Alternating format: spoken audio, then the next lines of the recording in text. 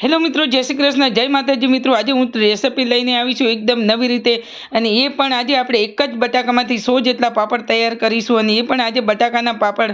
તો ચાલો, બટાકાના પાપડ તમે જોઈ શકો છો બિલકુલ એકદમ અને ડબલ સાઇઝ। તો આ ડબલ સાઇઝ બનાવવા માટે પાપડ, તો ચાલો અહીંયા મેં એક નંગ બટાકો લઈ લીધો છે। બટાકા આપણે તમારે કોઈ પણ તમારે ક્વોન્ટિટીમાં બનાવો હોય તો તમે તમારા ક્વોન્ટિટી પર તમે બનાવી શકો છો। તો ચાલો, બટાકાના પાપડ માટે અહીંયા મેં આપણે એક જાડા તળિયાવાળું વાસણ લઈ લીધું છે। એની અંદર આપણે મેં 2 કપ પાણી જેટલું લઈ લઉં છું। તો મેં અહીંયા 2 થી 2.5 કપ જેટલું પાણી લીધું છે। એમાં સ્વાદ અનુસાર મીઠું ઉમેરી દીધું છે। તો ચાલો, પાણીને આપણે ગરમ કરતા પહેલા આપણે જે બટાકો લઈ લીધો છે, બટાકાને આપણે છીણી લઈ લેવાનો છે। ચાલો, તો ચાલો અહીંયા જે બટાકો છે એને આપણે છાલ કાઢી લીધી છે। છાલ કાઢી અને એને આ રીતે આપણે એને છીણી લેવાનું છે। તમારે જો છીણવો હોય તો તમે છીણી શકો, તમારે કટિંગ કરવા હોય ચાકુથી તો તમે એને કટિંગ પણ કરી શકો। પણ અહીંયા આપણે જે બટાકાને છીણી લીધા છે, છીણી અને એને સારી રીતે આપણે ધોઈ લેવાના છે। જો આપણે એને છીણેલું નહીં ધોઈએ ને તો એ શું છે કે કાળો પડી જતા હોય છે। તો હવે આપણે આ જે છીણ છે ને એને સારી રીતે આપણે એને ધોઈ લેવાનું છે। અને આમાં જે સ્ટાર્ચ હોય છે ને એ પાવડર, આપણે એ પાવડરને આપણે કાઢી લેવાનું હોય છે, નહીં તો શું છે કાળા પડી જતા હોય છે બટાકા।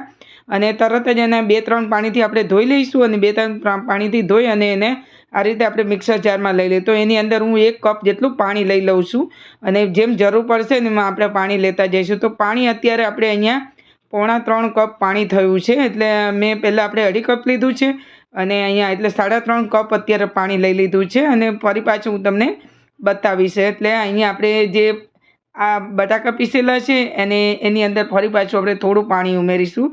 એટલે અત્યારે આપણે 3.5 કપ પાણી લીધું છે, તો અત્યારે હું તમને ફરી બતાવું છું। તો એમાં મેં 1 કપ સાબુદાણા પલાળેલા હતા। તો સાબુદાણાને પણ આપણે પલાળી દેવાના, રાતે પલાળેલા હતા, મેં પલાળી દીધા હતા। એને પણ આપણે મિક્સર જારની અંદર મેં 1/2 કપ પાણી ઉમેરીને એને પણ પીસી લીધા છે।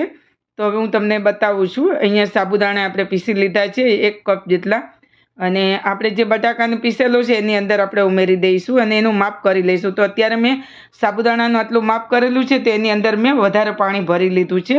અને અહીંયા અત્યારે જે આપણે પાણી ભરેલું હતું એની અંદર વિડીયો સ્કીપ થઈ ગયો છે મિત્રો, તો મેં એની અંદર ઉમેરી દીધું છે। અને પાણી મેં અહીંયા અત્યારે બીજા 4 કપ પાણી ઉમેરેલું હતું, એટલે ટોટલ આપણે 4 અને 6, 6.5, એટલે આપણે ટોટલ 7 કપ પાણી ઉમેરેલું છે આટલાની અંદર। અને જો તમારે બટાકાનું હોય છીણેલા હોય એની અંદર તમારે 2 કપ પાણી ઉમેરવું, અને સાબુદાણાને પીસેલા હોય એમાંય તમારે 2 ગણું પાણી ઉમેરવું, એમ ટોટલ આપણે 7-8 કપ પાણી ઉમેરેલા છે। તો હવે આપણે સાબુદાણાનું જે અને બટાકાનું જે ઉકળી ગયા છે બટાકાનું મિશ્રણ, એને લગાતાર આ રીતે ચલાવી અને એની અંદર ફક્ત મેં જીરું જ ઉમેરેલું છે। અને આપણે પાણી જ્યારે ગરમ કર્યું હતું ત્યારે એની અંદર આપણે સિંધા નમક ઉમેરેલું હતું, એટલે શું છે કે આને તમે ઉપવાસમાં પણ ખાઈ શકો।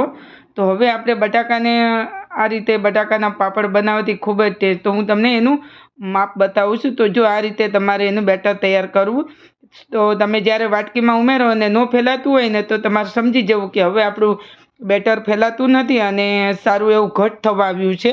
તો હવે આપણે આને ગેસ બંધ કરી દેવાનો।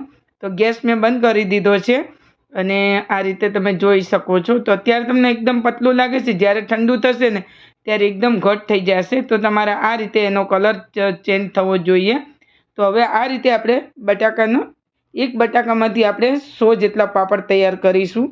તો હવે આપણું આ મિશ્રણ તૈયાર થઈ ગયું છે, અને એને લઈ લઈશું અહીંયા વાટકાની અંદર, જોઈ શકો છો। તો અહીંયા હું આ વાટકામાં લઈ લઈશું, અને પોલિથીન આપણે પાથરેલું છે, તો પોલિથીનમાં આપણે એને લઈ લઈશું। અહીંયા ગરમા ગરમ લીધું છે એટલે એકદમ લૂઝ જેવું છે। તો અહીંયા ચમચો ભરી અને આ રીતે જોઈ શકો છો। તો આ રીતે એને લેતું જવું, થોડું થોડું અંદર ઉમેરતું જવું, અને આ રીતે આપણે પાપડ તૈયાર કરી લેવા। તો જોઈ શકો છો। તો છે ને એકદમ ઝંઝટ વગર પાપડ આને બનાવો। તો ફક્ત એક જ બટાકાની અંદરથી આપણે 100 જેટલા પાપડ તૈયાર કરી લીધા છે। હવે પાપડ સારી રીતે આપણે સુકાઈ પણ ગયા છે, અને જોઈ શકો છો। તો એકદમ આરપાર જો આંગળા દેખાય છે એ રીતે આપણા પાપડ તૈયાર કરેલા છે। તો બિલકુલ એકદમ છે ને મિત્રો ઝંઝટ વગર આને બનાવો, એકદમ માથાકૂટ વગર, અને આને એકદમ તૈયાર થઈ જાય છે 100 જેટલા પાપડ। તો છે ને તમારા મિત્રો પાણી ઉકાળવું અને લોટને અને વણવાની ઝંઝટ વગર તો આ રીતે તમે એને તૈયાર કરી શકો છો।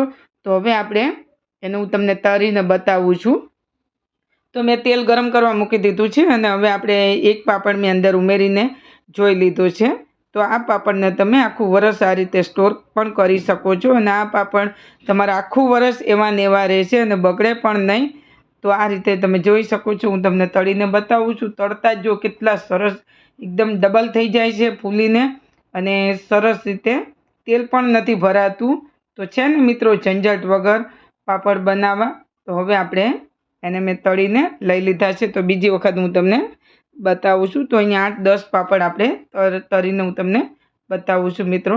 તો આ રીતે જો મિત્રો તમે બનાવજો અને મને કોમેન્ટ કરીને જણાવજો કે તમને આ રેસિપી કેવી લાગી. તો જો મિત્રો તમને આ રેસિપી પસંદ આવી હોય તો મને એક લાઈક આપી દેજો અને તમે મને કોમેન્ટ કરજો કે તમને આ રેસિપી કેવી લાગી. તો ફરી પાછા આપણે આ રીતે તળીને હું તમને બધા બતાવું છું. 8-10 પાપડ તો જોઈ શકો છો અને આને તમે સ્ટોર કરી અને બાળકોને લંચમાં કે કંઈ પણ તમે ગમે ત્યારે તમે એને આપી શકો છો અને ઉપવાસમાં પણ ખાઈ શકો છો. વ્રત હોય કે ઉપવાસ હોય તો છે ને મિત્રો, ઝંઝટ વગર બટાકાના અને સાબુદાણાના પાપડ કરવા. તો હવે આપણા પાપડ તૈયાર છે. હું તમને તોડીને બતાવું છું. જોઈ શકો છો એકદમ જ અડતા તૂટી જાય છે અને ખાવામાં પણ સોફ્ટ અને પોચા અને ટેસ્ટી ને તો એકદમ ડબલ સાઇઝ થઈ ગઈ છે. તો બનાવજો મિત્રો. તમને રેસિપી પસંદ આવી હોય તો વિડીયો પર નવા આવ્યા હોય તો સબસ્ક્રાઈબ કરી દેજો અને તમને મારી રેસિપીઓ ગમતી હોય તો મિત્રો કોમેન્ટ તો અચૂક કરજો અને મને જણાવજો તમારા. તો મને ફીડબેક આપજો. ફરી મળીશું નવી